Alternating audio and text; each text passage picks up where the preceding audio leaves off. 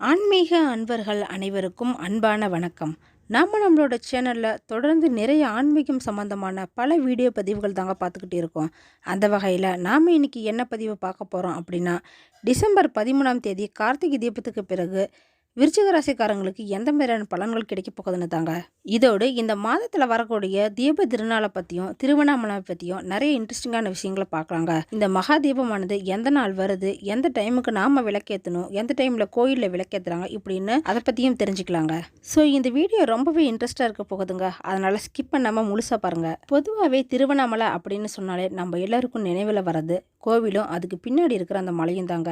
இந்த மலை ரொம்பவே பிரம்மாண்டமாக பல யுகங்களை கடந்து கம்பீரமாக நிற்கிதுங்க.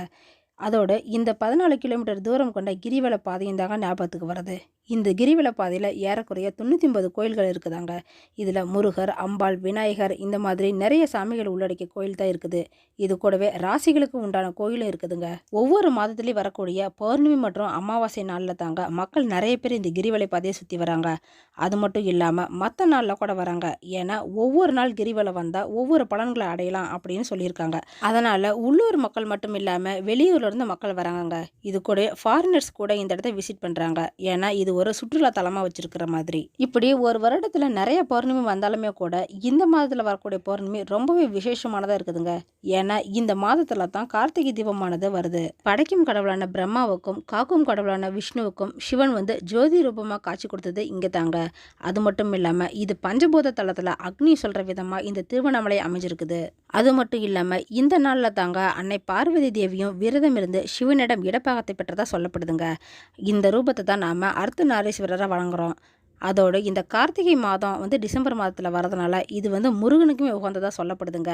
அதோட விஷ்ணுவுக்கு உகந்த மாதமாக தான் இருக்குது. இப்படி இந்த டிசம்பர் மாதம் சிவன், விஷ்ணு, முருகர், அம்பாள் இப்படின்னு நிறைய சாமிக்கு உகந்த மாதமாக தாங்க இருக்குது. அதனால் இந்த மாதம் முழுவதுமே ரொம்பவே கொண்டாட்ட கோலாகலமான மாதமாக தான் இது அமைஞ்சிருக்குது. ஒவ்வொரு மாதத்துக்குமே ஒரு சிறப்பு இருக்குங்க. அந்த மாதிரி தான் இந்த டிசம்பர் மாதத்தில் ஃபர்ஸ்ட்லேயே கொடியேற்றத்துடன் திருவிழா ஆரம்பிச்சிருச்சிங்க திருவண்ணாமலையில். இதோட இந்த 10-15 நாளைக்கு ரொம்பவே விசேஷமாக இருக்கும். நீங்கள் எப்போ போனாலுமே பார்க்கலாம். அங்கே ரொம்பவே விசேஷமான நாட்களாக இது அமைஞ்சிருக்குதுங்க. தொடர்ந்து நடக்கக்கூடிய இந்த 10-15 நாள் திருவிழாவில் ஒவ்வொரு சாமியுமே அலங்காரம் செஞ்சு ஊர்வலமாக கொண்டு வராங்கங்க. இதில் சண்டிகேஸ்வரர், முருகர், கணபதி, அம்பாள், பிச்சாண்டவர் இப்படின்னு டெய்லி ஒரு சாமி ஒவ்வொரு வித வாகனத்தில் கொண்டு வராங்க. இதோட தேரோட்டமும் நடக்குதுங்க.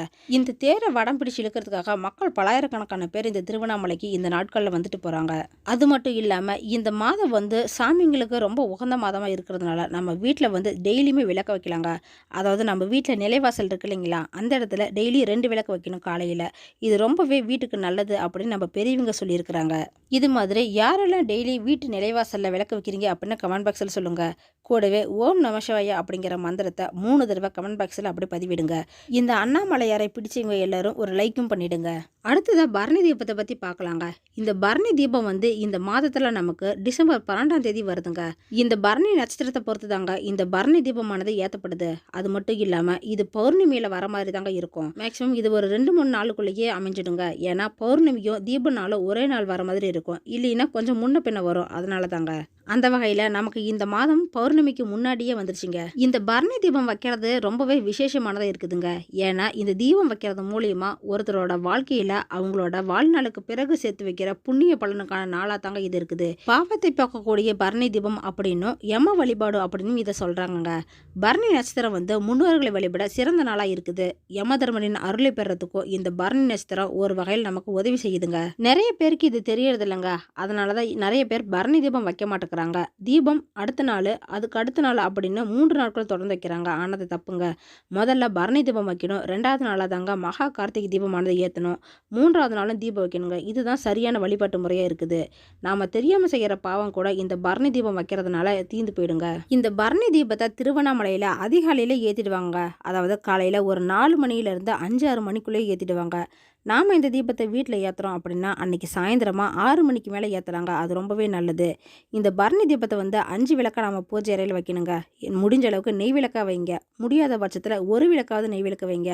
இது நம்ம வட்ட வடிவில் வைக்கிறதுனால எல்லா பக்கமும் பார்த்த மாதிரி எரிங்க.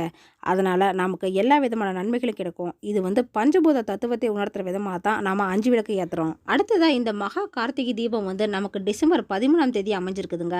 அன்னைக்கு சாயந்தரம் திருவண்ணாமலையில் மலையின் உச்சியில் மலையில் இந்த மகாதீபமானது ஏற்றப்படுதுங்க. இந்த மலை வந்து 2668 அடி உயரம் கொண்டதாக இருக்குது. இதில் 5 அடி உயரம் கொண்ட கொப்பரையை மேலே எடுத்துகிட்டு போயிட்டு 3500 லிட்டர் நெய்யை ஊற்றி 1000 மீட்டர் காடா துணி இதுக்குன்னே தனியாக செய்யப்படுதுங்க. அதன் மூலமாக திரியை போட்டு இந்த மகாதீபம் வந்து சரியாக 6 மணிக்கு ஏற்றுறாங்க. நாம் இந்த தீபத்தை வீட்டில் ஏற்றுறோம் அப்படின்னா 6 மணிக்கு ஏற்றலாங்க. வீட்லேயும் கோயிலில் இல்லை மற்ற இடங்களில் கூட நாம் விளக்கு ஏற்றலாங்க. எவ்வளோ விளக்கு வேணாலும் ஏற்றிக்கலாம். அதுக்கு கணக்கு கிடையாது. அவங்கவுங்க வசதிக்கு பொறுத்த மாதிரி எவ்வளோ விளக்கு வேணாலும் நீங்கள் வைக்கலாங்க. இதோடு இந்த மகாதீபம் வந்து தொடர்ந்து ஒரு 11 நாட்கள் எரியுதுங்க. இதை பார்க்கறதுக்குனே மக்கள் நிறைய பேர் திருவண்ணாமலைக்கு வந்துட்டு போகிறாங்க. தீபம் அன்னைக்கும் லட்சக்கணக்கான மக்கள் இந்த திருவண்ணாமலையில் தீபத்தை பார்க்கறதுக்காக வராங்க. இந்த தீப நாளில் தாங்க திருவண்ணாமலையில் மாவலி சுற்றுற பழக்கம் நிறைய பேருக்கு இருக்குது. அது மட்டும் இல்லாமல் மற்ற ஊரில் கூட இந்த மாவலி சுற்றுற வழக்கம் வச்சுருக்கிறாங்க. இன்னும் நடைமுறையில் தாங்க இது இருக்குது. இது கூடவே இந்த கார்த்திகை மகாதீபம் அன்னைக்கு நாம் வீட்டில் கூட விரதறது வழிபாடு செய்யலாங்க. இந்த தீபம் அன்னைக்கு சிவனுக்கு படைக்கக்கூடிய நெய்வேத்தியமாக அப்பமும் கார்த்திகை பொரியும் சொல்லப்படுதுங்க. இதை வச்சு நாம் வழிபாடு செய்யலாம். அது மட்டும் இல்லாமல் அடுத்தது 3வது நாளும் நம்ம வீட்டில் விளக்கு வைக்கணுங்க. அது ரொம்பவே விசேஷமானது. இந்த தீப திருநாளை பற்றி நீங்கள் இன்னும் நிறைய விஷயங்கள் தெரிஞ்சுக்கணும் அப்படின்னு நினச்சிங்கன்னா நம்மளோட சேனலில் ஏற்கனவே பல வீடியோ பதிவுகள் நாங்கள் கொடுத்துருக்கோங்க. அதெல்லாம் போய் விசிட் பண்ணி பாருங்கள். இப்போ விருச்சிக ராசிக்காரங்களோட பலன்கள் எப்படி இருக்குன்னு பார்க்கலாங்க. இந்த மாதத்தில் விருச்சிக ராசிக்காரங்க இந்த மாதம் வந்து அவங்களோட பேச்சு திறமையால் காரியத்தை எல்லாமே வெற்றியாக்கிக்குவாங்க. ஏன்னா அவங்களுக்கு பேச்சு ஆற்றல் தான் அதிகமாக இருக்குது. எங்கே போனாலும் இந்த பேச்சை வச்சு சமாளிச்சுட்டு வந்துடுவாங்க. சின்ன சின்ன விஷயங்கள் எல்லாமே இந்த மாதத்தில் உங்களுக்கு மனநிறைவாத்தாங்க இருக்க போகுது. ஏன்னா அதுக்கு தகுந்த மாதிரி நீங்கள் என்ன பண்ணணுமோ அது எல்லாமே செஞ்சுக்குவீங்க. அதோடு மற்றவங்க கிட்ட கொஞ்சம் பழகிறப்ப பார்த்து பழகுங்க. ஏன்னா அவங்க உங்களுக்கு கோபத்தை ஏற்படுத்தக்கூடிய வகையில் ஏதாவது செய்வாங்க. மேக்சிமம் மற்றவங்களோட பேச்சை கேட்டு நடக்கிறத கொஞ்சம் குறைச்சிக்கோங்க. ஏன்னா அதனால் பல பிரச்சனைகள் உங்களுக்கு வரத்துக்கு வாய்ப்பு இருக்குதுங்க. எந்த ஒரு விஷயத்தையும் நீங்கள் பிளான் போட்டு செய்கிறது உங்களுக்கு நல்லது. பிளான் போடாமல் எதையும் செய்யாதீங்க. தொழில் வியாபாரத்தை பொறுத்த வரைக்கும் இது நாள் வரைக்கும் இருந்து வந்த போட்டிகள் எல்லாமே நீங்க போகுதுங்க உங்களுக்கு. அதனால் உங்களோட தொழில் தான் மேலே ஏற போகுது, விருத்தி அடையும். நீங்கள் வந்து தொழிலை வந்து விரிவுபடுத்தணும் அப்படின்னு நினச்சிங்கன்னா அதுவும் இப்போ ஆகுங்க. போட்டிக்கு யாரும் இல்லாதனால கஸ்டமர் உங்ககிட்ட தாங்க நிறைய பேர் தேடி வருவாங்க. அதனால் புதுசாக ஏதாவது வியாபாரம் ஆரம்பிக்கிறீங்க அப்படின்னா அது கூட ஆரம்பிக்கலாங்க. ஆனால் பொருட்களை வெளியூர் அனுப்புறப்ப மட்டும் கொஞ்சம் கவனமாக இருந்துக்கோங்க. எந்தெந்த பொருளை அனுப்புறீங்க அப்படின்னு ஒரு லிஸ்ட் எழுதி வச்சுக்கோங்க. அதை அனுப்புறப்ப கொஞ்சம் கவனமாக இருக்கிறது நல்லது தான். உத்தியோகத்தில் இருக்கிறவங்க வேலை செய்கிற இடத்துல நீங்கள் கவனமாக இருக்கிறது நல்லதுங்க. மற்றவங்கிட்ட பழகிறப்பையும் கொஞ்சம் எச்சரிக்கை இருங்க. ஏன்னா அவங்க செய்கிற தப்புக்கு உங்களை மாட்டி விடுற சூழ்நிலை ஏற்படலாங்க. அதனால் எப்பயுமே கொஞ்சம் கவனமாக இருக்கிறது உங்களுக்கு நல்லது தான். இந்த மாதத்தில் உங்களுக்கு வேலை கொஞ்சம் ஜாஸ்தியாக தாங்க இருக்குது ஆஃபீஸில். அதனால் உங்களுக்கு இடமாற்றம் தருவாங்க. கூடவே பதவி உயர்வு, சம்பள உயர்வு இதெல்லாம் கூட கிடைக்கிற வாய்ப்பு இருக்குதுங்க. அதனால் இந்த சான்ஸை மிஸ் பண்ணாமல் வாழ்க்கையில் முன்னேற பாருங்க. விருச்சிக ராசிக்காரங்களோட குடும்ப நிலையை பொறுத்த வரைக்கும் இந்த மாதத்தில் ஏதாவது சின்ன சின்ன சண்டைகள், வாக்குவாதம் இது எல்லாமே வரலாங்க. கொஞ்சம் அனுசரித்து போகிறது நல்லது தான். கணவன் மனைவி 2 பேரும் விட்டு கொடுத்து போங்க. மனம் விட்டு பேசுங்க. இதனால சண்டைகள் எல்லாமே சரியாகிடுங்க. குடும்பத்தில் ஒரு இணக்கமான சூழ்நிலை நீங்களே உருவாக்கவும் முடியும். பிள்ளைகளுக்காக நீங்கள் பாடுபடுவீங்க. அவங்களுக்கு என்ன தேவை அப்படிங்கிறத நினச்சிட்டு சேர்த்து வைக்கிறதுக்கு பார்ப்பீங்க.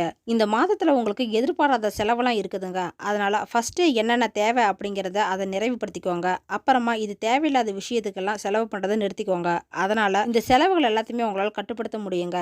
விருச்சிக ராசிக்காரங்க பெண்களாக இருக்கிற பட்சத்தில் உங்களோட பேச்சு திறமையால் எல்லா காரியத்தையுமே முடிச்சு காட்டிடுவீங்க.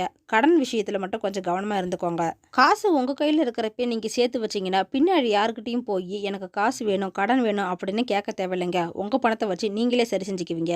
இந்த மாதம் கலைத்துறையில் இருக்கிறவங்களுக்கு சின்ன சின்ன பிரச்சனைகள் ஏதாவது வருங்க. மற்றவங்க எல்லாருமே அனுசரித்து போகிறது ரொம்பவே நல்லது. டான்ஸ், மியூசிக், வேறு ஏதாவது ஆர்ட் செய்யக்கூடியவங்க இவங்க எல்லாருக்குமே இந்த மாதத்தில் பாராட்டு கிடைக்குங்க. ஒரு சிலருக்கு புதிய வாய்ப்புகளும் தேடி வரும். அது எல்லாமே பயன்படுத்திக்குவாங்க. இந்த மாதத்தில் உங்களுக்கான வருமானம் அதிகமாக இருக்க போகுதுங்க. அதனால் செலவுகளை கட்டுப்படுத்தி வருமானத்தை சேமிக்க பாருங்க. அரசியல் துறையில் இருக்கிறவங்களுக்கு இந்த மாதம் உங்களுக்கான எல்லா வசதிகளையுமே நீங்கள் செஞ்சுக்க போகிறீங்க. நீங்கள் ஏற்கனவே தேடி போனால் ஏதாவது முடியணும் அப்படின்னு நினச்ச விஷயங்கள் எல்லாமே இப்போ தானாகவே முடிய போகுதுங்க. அது எல்லாமே உங்களுக்கு சாதகமான சூழ்நிலையாக தான் இருக்குது. உங்களோட இனிமையான பேச்சால் பொழுது கழிச்சிக்குவீங்க. விருச்சிக ராசிக்காரங்க ஸ்டூடெண்ட்டாக இருக்கிற பட்சத்தில் இந்த மாதம் உங்களுக்கு நல்லாவே இருக்குதுங்க. இது நாள் வரைக்கும் படிக்கிறது புரியல, தெரியல அப்படின்னு சொன்னது எல்லாமே இப்போ எல்லாமே தெரிஞ்சுக்கிட்டு படிக்க போகிறீங்க. அதனால் எக்ஸாமில் நல்லா எழுதி பாஸும் ஆவீங்க. உங்களுக்கான சாதகமான பலன்கள் தாங்க இந்த மாதத்தில் கிடைக்க போகுது. இது மாதிரியான பலன்கள் தாங்க இந்த மாதம் தீபத்துக்கு பிறகு விருச்சிக ராசிக்காரங்களுக்கு அமைஞ்சிருக்குது.